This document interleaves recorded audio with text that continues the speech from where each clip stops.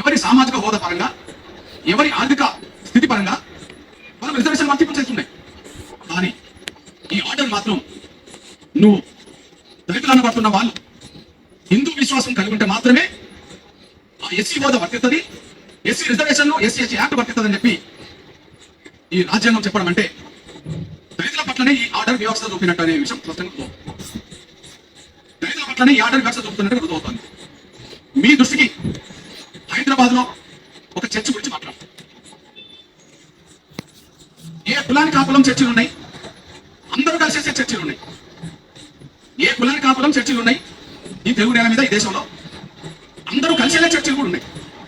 Example, Hyderabad లో ఒక చర్చిలో ఎస్సీ క్రైస్తవులు పోతున్నారు, అందులోనే కొంతమంది బీసీ క్రైస్తవులు పోతున్నారు, అందులోనే ఎస్టీ క్రైస్తవులు పోతున్నారు, అందులోనే ఓసీ క్రైస్తవులు కూడా పోతున్నారు.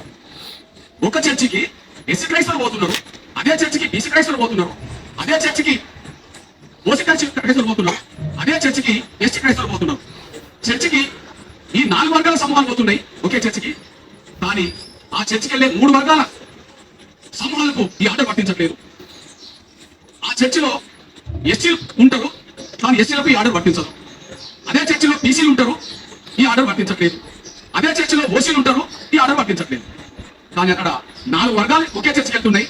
ఒక వర్గం మీద మాత్రమే మీరు హిందువులు అయితేనే మేము ఇస్తాం, మీరు క్రైస్తవులు అయితే మేము ఇవ్వమని చెప్పి ఈ ఆర్డర్ రావడం అంటే బీసీ క్రైస్తవుల మీద లేని, ఎస్టీ క్రైస్తవుల మీద లేని, ఓసీ క్రైస్తవుల మీద లేని ఈ నిబంధన ఒక ఎస్సీ క్రైస్తవుల మీద ఉండడం అంటే ఇది కూడా ఒక రకమైన వివక్షతే కదా.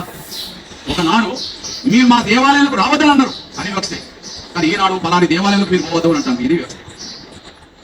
ఒకనాడు మా దేవాలయానికి రావద్దన్నారు దళితుల్ని, కానీ ఈనాడు మీరు పలాని దేవాలయాలకు వెళ్ళొద్దని అంటున్నారు. అంటే రావద్దనేది మీరే, ఇంకొకరికి పోవద్దనేది మీరే. ఇది ఎంత అన్యాయం, ఇది ఎంత అవమానం, ఇది ఎంత అన్యాయం, ఎంత అవమానం. ఈ దేశంలో ఏదైనా హిందూ దేవాలయాలకి రాకుండా ఎవరిని అడుగుతున్నారు? దళితుల్నే. ఎవరిని అడుగుతున్నారు? దళితుల్నే. ఈ రోజు మీరు మాత్రం పలాని విశ్వాసం కలిగి ఉంటామని చెప్పి ఎవరి మీద ఆర్డర్ తీసుకొచ్చారు? దళితుల మీదనే. మీరు రావద్దంటే మేము రావద్దు, మీరు పోవద్దంటే మీరు. దయచేసి లైక్ చేయండి, షేర్ చేయండి, సబ్స్క్రైబ్ చేయండి.